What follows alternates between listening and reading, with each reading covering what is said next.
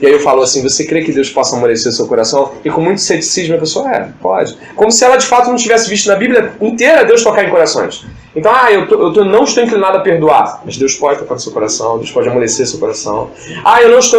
Eu acho que é só um milagre eu passar naquela entrevista, porque aquela mulher, aquele homem, o entrevistador, ele vai facilitar pessoas para esse lado, mesmo que eu seja bom o suficiente. Mas Deus pode tocar no coração daquela pessoa para que ela seja justa. Deus pode. E o fato de Deus poder fazer isso é um alento para nós. Sabemos que não estamos sob direções humanas. E de que por mais que tenhamos presidentes ou prefeitos, ou até pessoas próximas corruptas, ou então pessoas mais no seio da família que nos entorpecem com maldade, Deus pode tocar no coração deles. Deus pode. Né? Essa é aquela questão. Deus pode. Ok. Oxe. É aquela questão da árvore do conhecimento do bem e do mal. Eu estava lendo lá no livro do Armir. O que acontece? Vem cá, Deus pode criar alguma coisa que é mal? Pergunto para vocês. A árvore é dita que é do conhecimento do bem e do mal, mas como é que uma árvore que um Deus bom criou pode ter um fruto mal? Eu acho interessante porque a árvore também serve de analogia e símbolo em relação àquilo que Deus deu ao homem. Deus fez o homem igual a ele. No caso, fala o homem, gênero humano. E é uma coisa legal, por Deus não ter só a capacidade criativa, mas poder fazer escolhas, ele também deu isso para o homem desde o início. A árvore é um marco não do bem e do mal, mas do limite das responsabilidades. Se não tivesse aquela bendita árvore lá, o homem não teria realmente escolha para poder desobedecer a Deus. A possibilidade de desobedecer também gera a própria liberdade que existe no homem e os limites dessa liberdade. A grande questão, uma das questões que eu acho legal de discutir em relação a livre-arbítrio, é que nós somos seres com escolhas, no entanto, delimitadas. Um pássaro pode cantar mais do que um pulmão dele aguenta? Não. Nós podemos escolher mais do que aquilo que nos é proposto? Também não. Se a gente fosse falar de determinismo, a gente vai falar até da cultura. A gente é brasileiro porque nasceu no Brasil. E tudo que a gente recebe desde pequeno, nós recebemos, nós não escolhemos receber. Então é uma analogia legal de estar lembrando também, porque quando a gente entra nesse assunto de escolha, responsabilidade e até motivação para fazer missões, tem até uma frase de um teólogo, eu não lembro o nome dele, eu coloquei até na tela no computador porque eu achei genial, falando para que nós devemos orar como se tudo dependesse de Deus, mas agir como se tudo dependesse de nós. É aquela questão da via de mão dupla, que a gente para pensar, mas não vai chegar num limite, num fim. Se a gente for falar de conhecimento de Deus, a gente só entende Deus por causa da mente de Cristo, não é nem pela nossa mente. Então é muito legal quando a gente entra nesse assunto, porque a gente vê que tanto de um lado quanto do outro nós temos responsabilidades, temos liberdade, no entanto Deus atua sobre as nossas ações e também serve de base para elas. Como é que isso funciona esse hambúrguer eu não sei que a gente está no meio. E de resto a gente vive, que nem eu estou conversando aqui com o Iana, porque se a gente fosse parar para até chegar no ponto definidor onde é um é outro, a gente não ia aguentar. E se Deus falasse até que ponto nossas orações são de fato eficazes, o X ou Y, a gente não ia ser totalmente dependente. Que o ser humano caído ia buscar uma brecha nisso para falar assim, bom, isso aqui eu sei que é da minha alçada, eu vou fazer. Isso aqui eu vou orar. Né? E a gente é mal, então a gente ia inclinar a nossa oração para onde a gente não alcança. É boa a tua fala, Gabriel, muito propício. A gente pensar em termos de dependência total, mas trabalhar, né? É esperar caminhando, né? Então eu estou caminhando, mas eu estou esperando. Se eu sou calvinista, eu tenho que descobrir quem são os eleitos. Então evangelizo. Se eu sou arminiano, ou alguma coisa, o wesleyano, etc, né? Cara, as pessoas não têm fé, vou levar fé a elas. Então não deixa de evangelizar. Sempre tem um motivo para chegar lá, né? Vamos lá, vai, Igor. A respeito do que diremos, pois, a injustiça da parte de Deus, diante da eleição que nós vimos, a injustiça da parte de Deus em salvar a uns e a outros não, não há injustiça. E o que geralmente causa esse incômodo nas pessoas a respeito de Deus salvar uns sim e outros não salvar a todos indistintivamente, é porque as pessoas têm uma certa visão de que Deus deve algo a gente. do tipo, mas eu já fiz alguma coisa, então por que Deus não vai salvar? Ou então, no caso, numa perspectiva calvinista, que não vê como a oportunidade sendo dada a todos, indistintivamente. Até me perdi. Tipo assim, por que Deus não salva tudo? Porque, tipo, Deus não é obrigado a fazer essas coisas. No capítulo 3 de Romanos, todos já estão encerrados, debaixo do pecado. Todos naturalmente já iam para o inferno. Então, Deus salvar alguns não seria injusto, visto que Deus não deve nada a gente. O que Ele faz por graça. E isso, assim, a respeito do 14. E a respeito do 15. Pois disse a Moisés, compadecer-me-ei de quem me compadecer. Eu estava lendo na Bíblia de estudo plenitude, terei misericórdia, compadecer-me-ei, ele, eu. L-E-E-O, que significa caridoso, que não é simplesmente Deus sentindo compaixão por um povo, aí ou tipificado ou especificamente indivíduo por indivíduo. Deus, ele sente compaixão desse povo de modo que ele intervém de maneira a tirar esse povo do sofrimento. A gente pode pegar uma analogia do que seria isso, o bom samaritano. Certamente o judeu passou, viu aquele cara lá, que era próprio judeu, né, largado no chão, moribundo, quase morto, não se compadeceu. O máximo que ele pode ter sentido seria uma peninha, tipo, poxa, tá assim, mas eu tenho mais coisas para fazer. E o samaritano não, ele foi tomado de uma íntima compaixão, de modo que ele interveio, de maneira tal que ele transformou a situação completa do cara. O cara que estava quase morto, ele foi parar numa hospedaria e pagou as dívidas dos caras e tal. Então, esse compadecer tem a ver com essa questão dessa compaixão de Deus para com o povo eleito, se soberanamente ou se por presciência, aí Deus é quem sabe. Já tô assim, né? E é isso. Ele intervém de maneira tal que ele muda a realidade desse povo eleito. E Paulo está o tempo todo preocupado de que o povo de Israel tem um alento, uma esperança, né? Se você puder abrir, por exemplo, o texto que eu quero ver com vocês é o do oleiro, que está em Romanos 9, 13, mas eu quero que você abra em Jeremias 18. Paulo vai usar o texto de Jeremias 18 para tratar o assunto que ele colocou exposto em Romanos 9. Né? Jeremias 18, do 1 até o 10. Às vezes, né, você pode pensar assim, caramba, mas a gente vai ler o Jeremias 18, do 1 ao 10,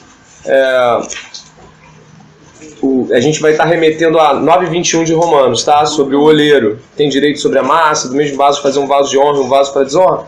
Então eu queria pensar com vocês aqui em Jeremias 18. Eu vou ler em voz alta Jeremias 18. Tá? Quem tiver aí puder me acompanhar. Palavra do Senhor que veio a Jeremias dizendo: Dispõe-te dessa casa do oleiro e lá ouvirás as minhas palavras. Desci à casa do oleiro e eis que ele estava entregue à sua obra sobre as rodas. Como? Preste atenção, por favor, agora. Como o vaso que o oleiro fazia de barro se estragou na mão, tornou a fazer dele, não pegou fazer outro, fazer dele outro, aquela massa. Outro vaso, segundo bem lhe pareceu. Então veio a mim a palavra do Senhor: Não poderei eu fazer de vós como este oleiro, ó casa de Israel? Diz o Senhor: Eis que como barro na mão do oleiro, assim sois vós na minha mão, ó casa de Israel. No momento em que eu falar acerca de uma nação ou de um reino para o arrancar, derribar e destruir, se a tal nação se converter da maldade contra a qual eu falei, também eu me arrependerei do mal que pensava fazer-lhe. E no momento em que eu falar acerca de uma nação ou de um reino para o edificar e plantar, se ele fizer o que é mal perante mim e não der ouvidos à minha voz, então me arrependerei do bem que houvera dito que faria. Acho que é muito significativo esse texto de Jeremias 18, né? Porque ele está dizendo o seguinte, que o vaso aí é um vaso povo, não um vaso pessoa. Só o 22 e 23 que eu falei que eu tenho essa dúvida pessoal. Mas o 21 eu não tenho dúvida que ele está falando de um povo. Ele está falando de que o povo de Israel se estragou. E aí, vai fazer o quê? Você acha que eu não posso fazer de você um vaso novo? Eu posso.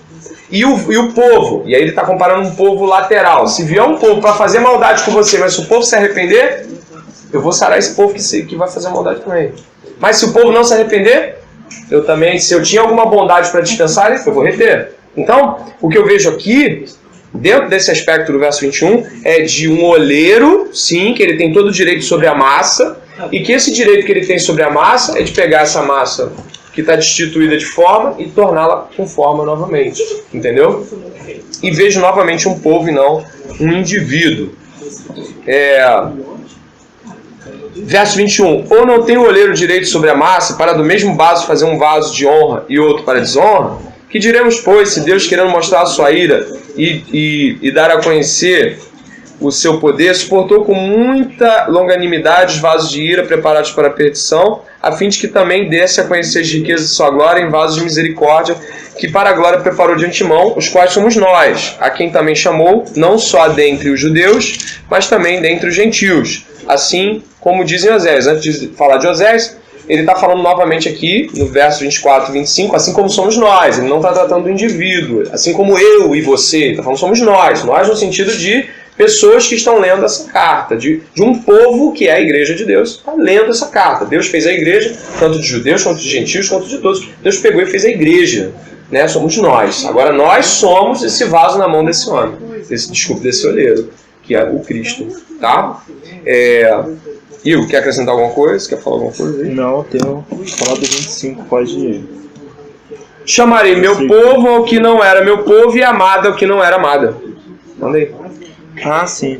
É estranho a gente pensar a respeito do povo judeu, renegar tanto o povo gentil, ou ter essa repulsa, essa aversão com respeito à salvação deles. Por quê? Porque o próprio Israel foi glorificada, foi exaltada com o propósito para que outras nações a vejam e a imitem.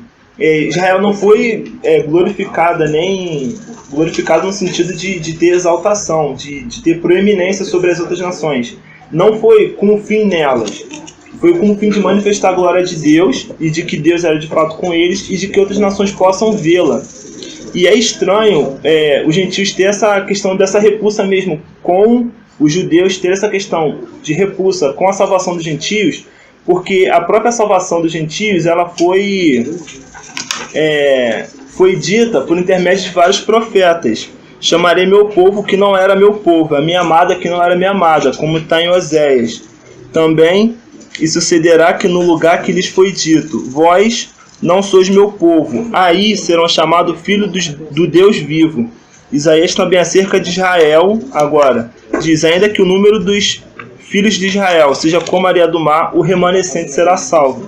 Ou seja, dois versículos que vem falando a respeito da salvação, não só do povo de Israel, e uma falando que nem todos de Israel será salvo, e sim o remanescente, que está dito no 27. Quero usar a folha que a gente recebeu, do 19 ao 29, existe um estilo literário chamado diatribe, ou seja, é um diálogo com um interlocutor imaginário. Paulo cria uma pessoa para poder fazer um diálogo com ele, uma pessoa que não existe, é uma espécie de recurso literário. E nesse recurso, Paulo vai fazendo perguntas a esse interlocutor imaginário. E esse interlocutor imaginário, é claro, não é uma pessoa, mas ele se posiciona no lugar de alguém. Já vi outros caras fazendo isso em outros lugares. Por exemplo, eu vi o Galilei fazendo isso, defendendo a questão da Terra girar em torno do Sol. Eu também já vi Agostinho fazendo esse recurso literário no livro Livre-Arbítrio, onde ele usa o diálogo dele com Evódio, seu amigo. Então, isso é um recurso literário e ele não está necessariamente falando com uma pessoa para quem ele mandou a carta, para que você não pense assim, ih, cara, essa carta tinha uma pessoa falando com Paulo. Não, isso é um recurso literário. Eu quero terminar, eu não vou me alongar não, porque eu acho que muito já foi dito. Eu vou chegar só até um pouquinho mais à frente, e eu vou no 30, né? E vou dizer assim, que diremos, pois... Você pode voltar, não tem problema. Não. Que diremos, pois, que os gentios que não buscavam a justificação vieram alcançá-la, todavia... Aqui recorre da fé. E Israel, que buscava a lei da justiça, não chegou a atingir essa lei? Por quê? Porque não decorreu da fé, e sim como das obras. Tropeçaram na pedra de tropeço. Como está escrito, eis que põe em Sião uma pedra de tropeço, a rocha de escândalo, a quem e aquele que nela crê não será confundido. Está falando do Cristo.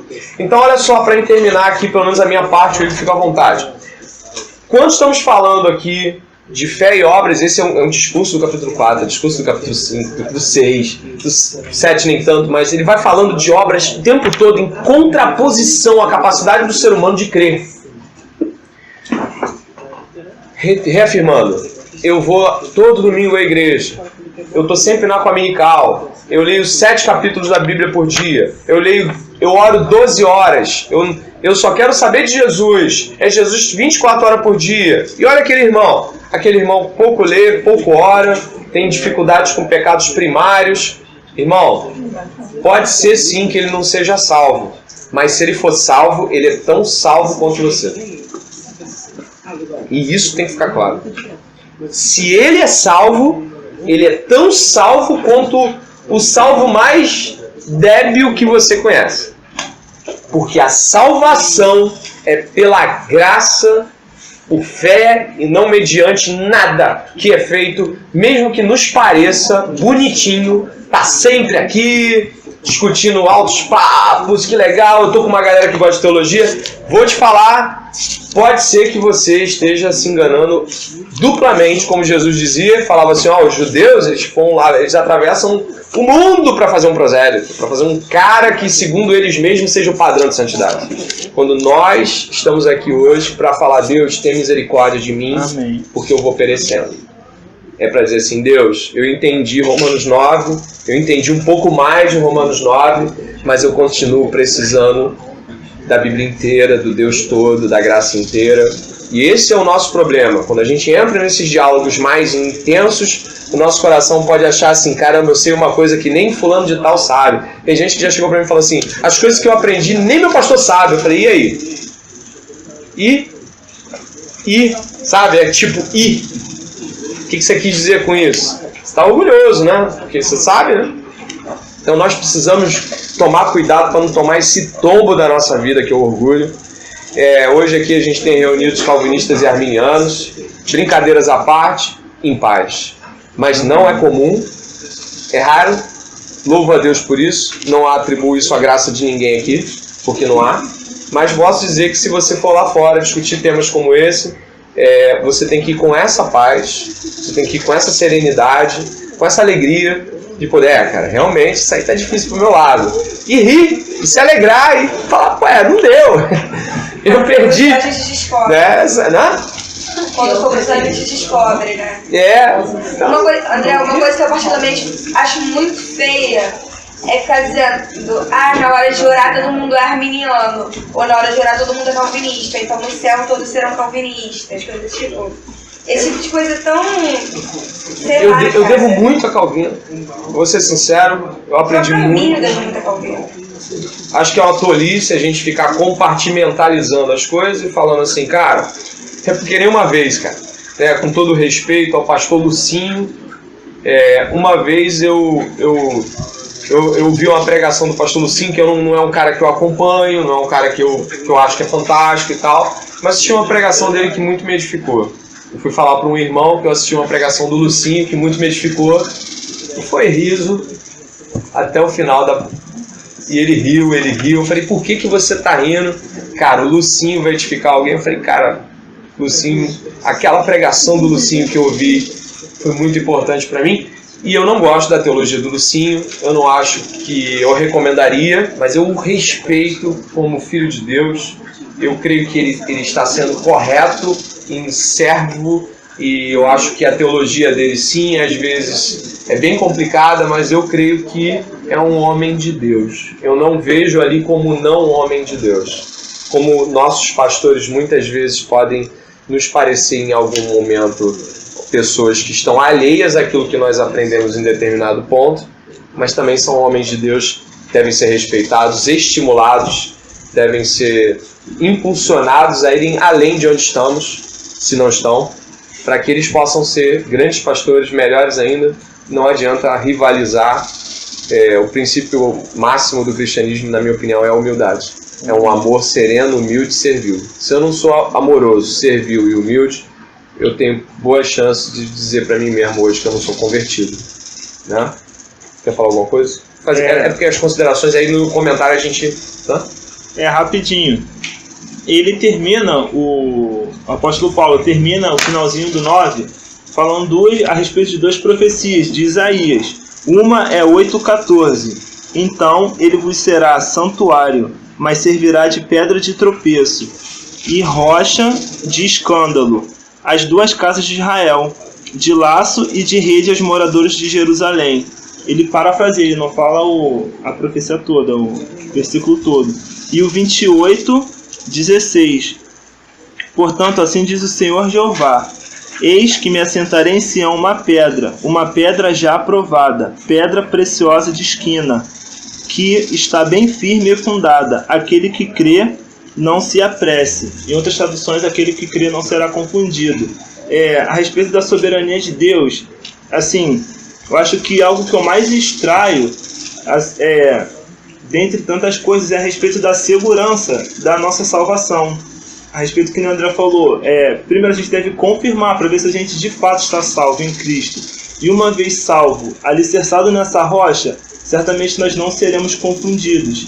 E isso, assim, espero que traga paz para os salvos e para quem não, no caso, quem não é salvo, ou conhece pessoas que certamente não são salvas, que a gente possa levar essa mensagem para que elas também venham ser alicerçadas. Como a gente estava dizendo no começo, a soberania de Deus é combustível para missões. Eu sou um arminiano de 4 pontos, eu não acredito que a pessoa perca a salvação. Não vou entrar nesse tema aqui, mas eu não creio que alguém perca a salvação, porque eu não consigo ver segundo novo nascimento. Mas eu creio em apostasia. Eu creio que alguém pode não voltar nunca mais, no sentido de depois de ter conhecido a luz. Eu não creio nessa gangorra.